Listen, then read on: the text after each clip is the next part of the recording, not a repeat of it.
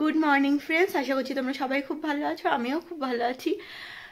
আর সত্যি কথা বলতে কালকে আমার শরীরটা মানে পেহেলগাম থেকে আসার পর থেকে আমার শরীরটা খুবই খারাপ হয়ে গেছিলো, মানে তাই আমি ব্লগ করতে পারিনি। এত শরীর খারাপ লাগছিল 7টার থেকে, মানে 7টা বাজে রুমে ঢুকেছি, তারপর থেকে আমি আর মানে একটুও উঠিনি, খাইনি।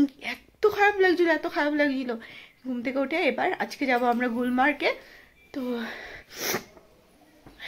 হ্যালো বন্ধুরা, আমরা ঘুম থেকে উঠে গেছি, তো গুলমার্গে যাব, তো সেই জন্য রেডি হচ্ছি। তো দেখতে থাকো, সঙ্গে থাকো। সিজিতা আর সিজিতার বাবা এখনো উঠতে পারেনি। সিজিতার শরীরটা খুবই খারাপ, এত বমি করছে। এবার ওরা উঠবে, ওরা রেডি হবে, আমিও রেডি হচ্ছি। তো দেখো চলে এসছি, এবার আমরা বাসে উঠবো আমাদের। এই যে সিজিতা, শরীরটা খারাপ। সবাই এসছে, ইন্দ্ররা তো যাবে না, উঠে গেছি বাসে, এবার যাবো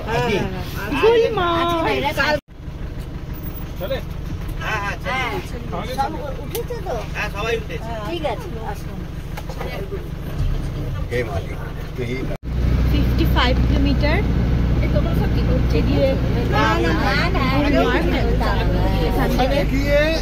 যাচ্ছি। ভাবলাম যে একটু বৃষ্টি হবে, বৃষ্টি হলো না। কপালে কে জানে স্নোফল আছে কিনা।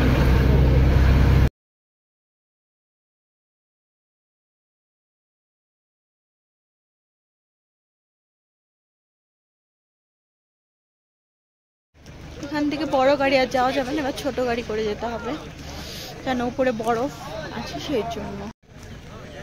তো এই অবধি হচ্ছে গিয়ে গাড়ি যেতে দেয়, তারপর থেকে আর ছোট গাড়িগুলো যেতে দেয় না। কারণ কি তারপর থেকে হচ্ছে গিয়ে আছে মানে মানে বরফ আছে, যার জন্য স্কেট করে। তো অন্য গাড়ি আছে, ছোট গাড়ি, সেই গাড়ি এই অবধি যেতে দেয়। তো এখানে আমরা ছিলাম একটু টিফিন, কারণ কি সকালে ওই টাইমে টিফিন করে বেরোয়নি। আর এখানে আমরা চাউমিন খেতে দিয়েছিল মানে শুভ, তো শুভ না ইন্দ্র, যাই হোক, চাউমিন খেতে দিয়েছিল। চাউমিনটা সত্যি কথা খুবই টেস্টি ছিল, কিন্তু মেয়েটার শরীর এত খারাপ দেখে আর ইচ্ছা করছে। এখানে হচ্ছে গিয়ে জামা কাপড় ভাড়া নিতে হয়, জামা মানে জ্যাকেট, ওখানে তো পুরো বরফ।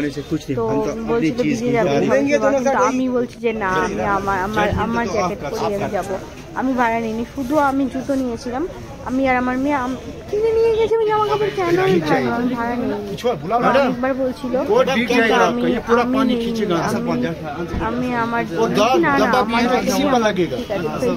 ভিজে যাবে সমস্যা নেই, কারণ আমি এক কাদা নিয়ে গেছিলাম কিনে, ওই জন্য আমাকে দিচ্ছি। না আমি এটা পরবো না, এটা বললে কেমন বুদবুদ লাগছে।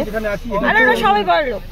তো আমরা একটা ছোট গাড়ি করে, এক একটা গাড়িতে 6 জন করে হয়, তো আমরা ছিলাম 3 জন। তো আমরা 3 জন গেছিলাম। কি করবো আর সবাই যায়নি, আমাদের ওরা আর যায়নি, তো আমরাই গেছিলাম। যখন মানে ছোট গাড়িগুলো তখন চাকার মধ্যে কি বলে এটাকে, এটার নামটা পাগল লোকজন বেঁধে তারপরে যেতে হয়, কারণ কি এরপর থেকে বরফের রাস্তা শুরু। তো ভেবেই এত ভালো লাগছিল ওই মোমেন্টটা। আর এই ব্লগগুলো আমার দিকে দেরি হচ্ছে, কারণ হচ্ছে যে এই ভিডিওগুলো অন্য ফোনে ছিল, অন্য ফোন থেকে আমার ফোনে ট্রান্সফার করে, মানে আমার ফোনে পুরো স্টোরেজ হয়ে গেছিলো। দেখতে পাচ্ছ তো, এই যে দেখো একটুখানি যাওয়া শুরু হয়েছে, এখানেই থেকে বরফ শুরু। মানে দেখেই আমার মানে এত ভালো লাগছিল, রাস্তার বাস থেকে পুরো বরফ পড়ে আছে, মানে গাছের উপর থেকে, মানে গাছের সাথে বরফ পড়ে আছে। মানে মানে ওখানে আবার লেখাও আছে যে আস্তে আস্তে যাও, কেন কি এই রাস্তাগুলো যখন বৃষ্টি হয় স্কেট করে, কেন কি বরফ গলে গলেও যখন পড়ে তখনও তো ভিজে হয়ে যায়, তখন স্কেট করে। তো সেই জন্য তো মানে আমার এত ভালো লাগছিল, এত ভালো লাগছিল, এত ভালো লাগছিল, মানে কি বলবো, মানে ওরা বলছে একই তো বরফ, তাহলে তো মানালি তো অত বরফ, তাহলে আবার কাশ্মীরের থেকে কি একটা ফিলিংস, মানে সেইটা বলে বোঝানো যাবে না। আর আমি মনে করি পৃথিবীতে মানে আমাদের সবাই টাকা পয়সা না জমিয়ে অন্তত একবার কোথাও না গিয়েও, যদি কেউ কোথাও না যেতে চায়, কিন্তু কাশ্মীর একবার হলেও তোমরা সবাই প্লিজ ঘুরতে চাও। এত সুন্দর, এত সুন্দর দেখতে পাচ্ছ তো, মানে আমরা নিচটায় ছিলাম, উপর থেকে দূর থেকে দেখা যাচ্ছে সাদা সাদা পাহাড় আর মেঘ মানে একসাথে মিশে যাচ্ছে, মানে বোঝা যাচ্ছে না কোনটা মেঘ কোনটা পাহাড়ের বরফ, মানে বোঝা যাচ্ছে না। এত ভালো লাগছিল, এত ভালো লাগছিল। বেশি দূরে ছিল না আমরা, মানে দেখো মানে আমার সাইডে সব বরফ, তারপরও মানে বোঝা যাচ্ছে না, মানে মনে হচ্ছে কি বোঝা যাচ্ছে না ঠিকঠাক বরফ। আর দেখো মানে জানলার পাশ থেকে বরফ, আর এখানে আমরা পাশেই, তার পাশেই আমরা মানে বরফের পাশ থেকে আমরা যাচ্ছি। এত ভালো লাগছিল। আর অলমোস্টলি আমরা পৌঁছে গেছিলাম ওই জায়গাটায়।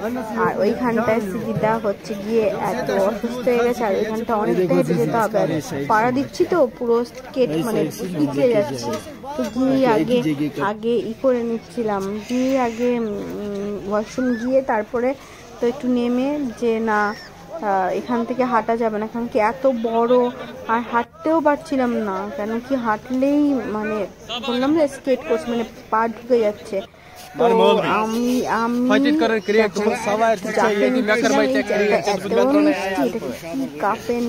একটা বলে এত দেখো সিতার পাপা একটা গাড়ির মধ্যে বসেছিল, আর আমি একটা গাড়িতে বসেছিলাম, মানে ওরা টানবে আমরা বসে, মানে ওরা কয়টা স্পট ঘুরে সেই জন্য।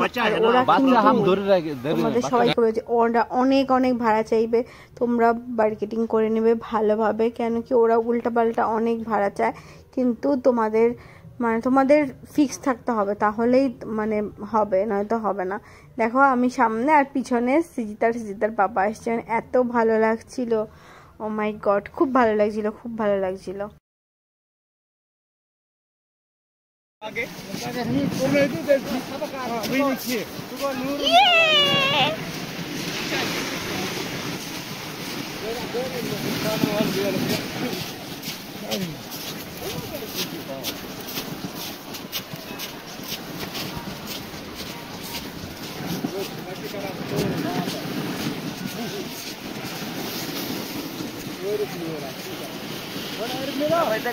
কাকা বাবাই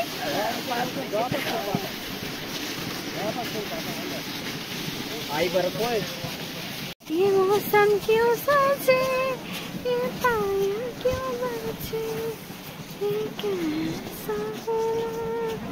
কাশ্মীরের গুলমার্গটা দেখার পর না সত্যিই যে না আমি স্বর্গে চলে এসেছি, মানে কেন কাশ্মীরকে ভূস্বর্গ বলে, এইটা মানে ভগবান, মানে কি বলবো, আগে আমরা না দেখলে কেউ বুঝতে পারবে না।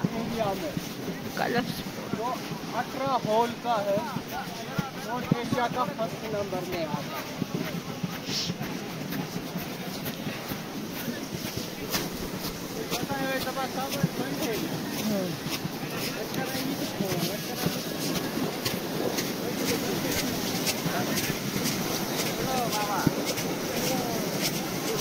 আস্তে আস্তে আমরা সামনের দিকে যাচ্ছি, আরেকটা পয়েন্টে নিয়ে যাচ্ছে।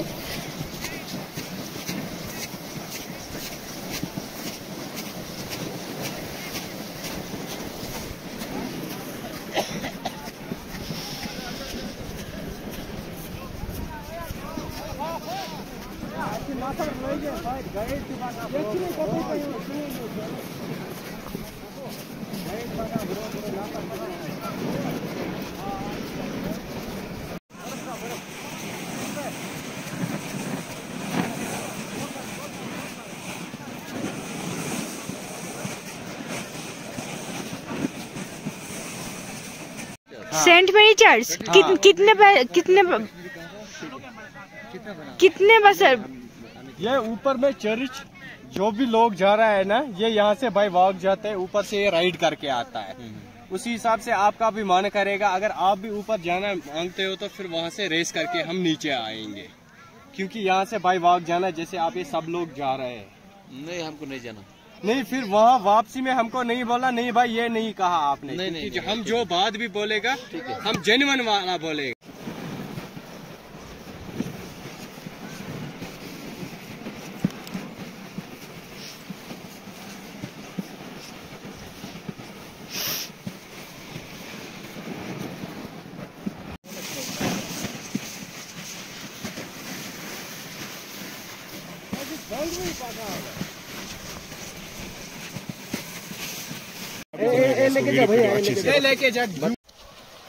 তো দেখতে পারলে মেয়ে ওইটায় করেছিল আর আমি করেছিলাম স্কেটিং।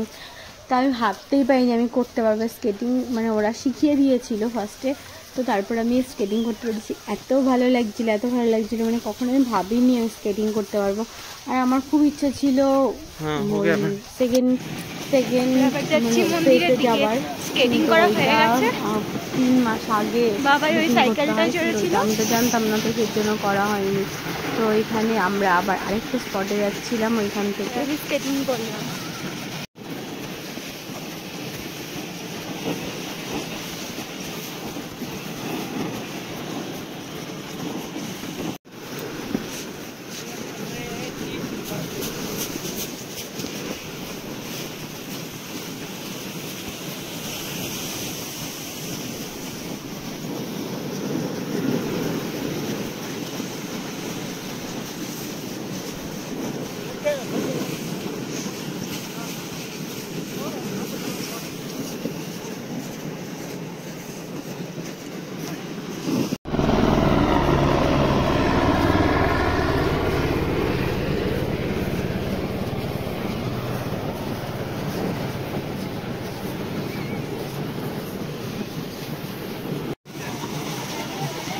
সামনে চলে এসেছি।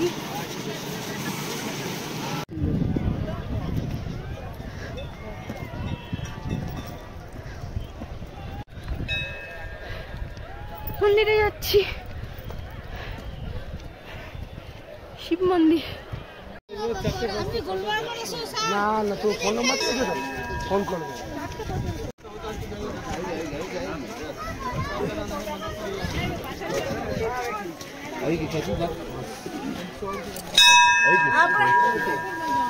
दर्शन कर लिए भोलेनाथ शंभो महादेव, दर्शन कर लिए।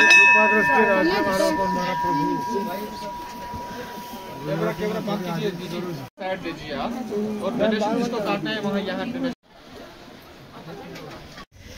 এবার যাচ্ছি আবার গাড়িতে উঠতে, কুলমা ছাড়ার পালা।